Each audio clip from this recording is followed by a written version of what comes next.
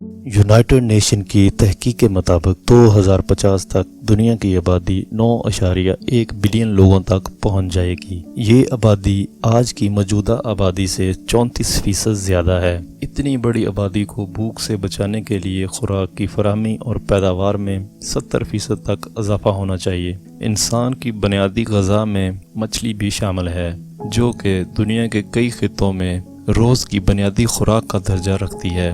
मछली की फार्मिंग के मौजूदा तरीक़ाकार 2050 में आलमी मांग को पूरा नहीं कर पाएंगे। इस वीडियो में हम आपको बताएंगे कि दुनिया का सबसे बड़ा और जदीद तरीन फ़िश फार्म किस तरह काम करता है। ये फ़िश फार्म नॉर्वे की एक फ़िश फार्म कंपनी सलमार आसा ने चाइना की एक शिप बिल्डिंग कंपनी कॉर्प के साथ मिलकर बनाया है, जो कि चाइना की सबसे बड़ी कंपनी है। सलमार आसा ने इस तरह के 6 फ़िश फार्म्स का आर्डर दिया हुआ है।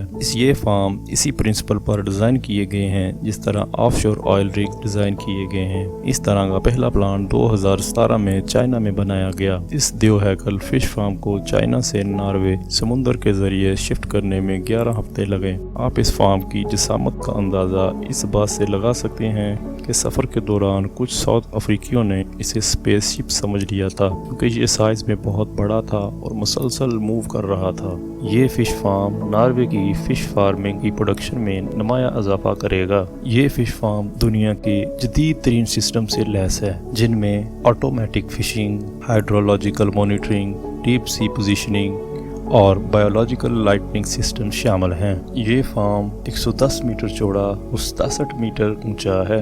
इस फार्म की इंस्टॉलेशन खुले समुद्र में 100 से 300 मीटर की गहराई में की जाती है। इस फार्म को ऑपरेट करने के लिए किसी दूसरे जहाज या बहुत सारे अमले की भी ज़रूरत नहीं पड़ती, बल्कि 4 से 6 अमले के लोग इस फार्म को आसानी से ऑपरेट कर सकते हैं।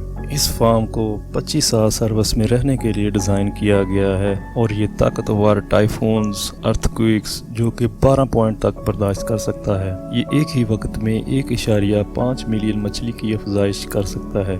यहाँ 20,000 से ज़्यादा सेंसर्स और 100 से ज़्यादा मॉनिटर्स और कंट्रोल सिस्टम लगाए गए हैं, जो कि बेहतर तरीके से फ़िश को फीड और उनकी देखभाल करती है। इसमें एक 360 डिग्री घूमने वाले सेल्फ क्लीनिंग गेट भी मौजूद है, जो कि खुद कार तरीके से फार्म को साफ रखता है। और इस फार्म पर पलने वाली मछली की सेहत को लेबॉरेटरी में मॉनिटर किया जाता है। इस तरह के फार्म साहिल समुद्र से दूर होने की वजह से माहौल को नुकसान भी नहीं पहुंचाते, ना ही कभी हमें फिश की कई किस्म के ख़त्म होने का खदशा लगा रहेगा।